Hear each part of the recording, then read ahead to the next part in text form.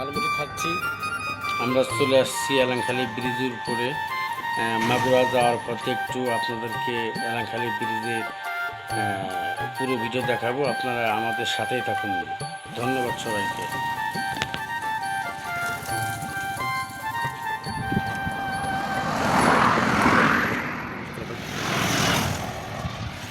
ঝালমুড়িতে মরিচ দিচ্ছে। ঝালমুড়ি খাবো। এই ব্রিজের উপর একটি দোকান, কাকার দোকান। কাকা এখন ঝালমুড়ি বানাবেন। মরিচটা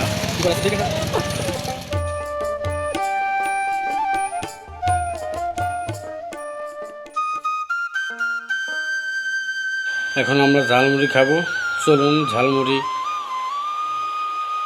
বানিয়ে খাওয়া যাক। চাচার আজকে কী কী ময় মশলা রয়েছেন, আমরা তার কাছ থেকে সরাসরি ঝালমুড়ি খাবো। বিভিন্ন রকমের ময় মশলা দিয়ে এবং পেঁয়াজ, মরিচ, ধনের পাতা, মাংসের মশলা দিয়ে ঝালমুড়ি তৈরি করছেন। আপনারা দেখতে আমাদের সাথে থাকুন।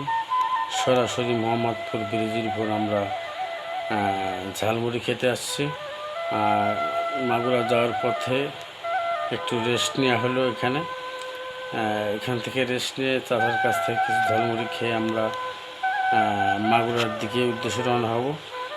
তো যাই হোক দর্শক, ঝালমুড়িটি কিছুক্ষণের মধ্যেই তৈরি হয়ে যাচ্ছে। সকল পরিমাণ ময় মশলা দিয়ে ঝালমুড়িটি সুন্দরভাবে বানানোর চেষ্টা করছেন চাচা। সকল কিছু প্রায় দেওয়া শেষ পর্যায়ে।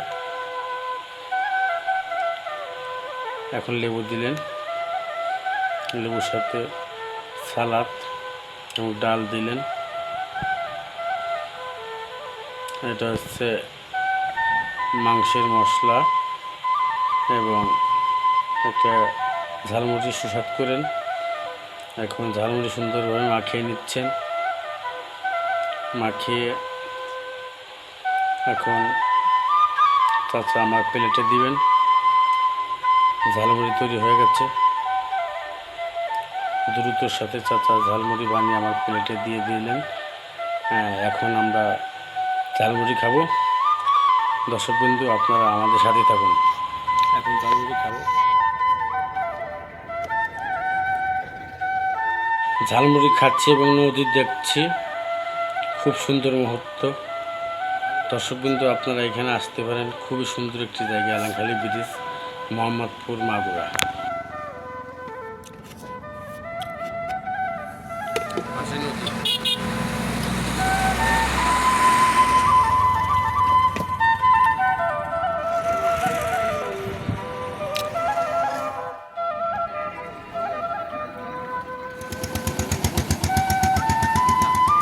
ব্রিজের নিচে নদীর এবারে বিভিন্ন রকমের নৌকা রয়েছে। এখানে ঘোরার ব্যবস্থা রয়েছে এলাংখালী ব্রিজের। এবং হুজুররা সম্ভবত মাদ্রাসা থেকে সরাসরি এখানে ঘুরতে আসছেন, তারা খাওয়া দাওয়া করছেন।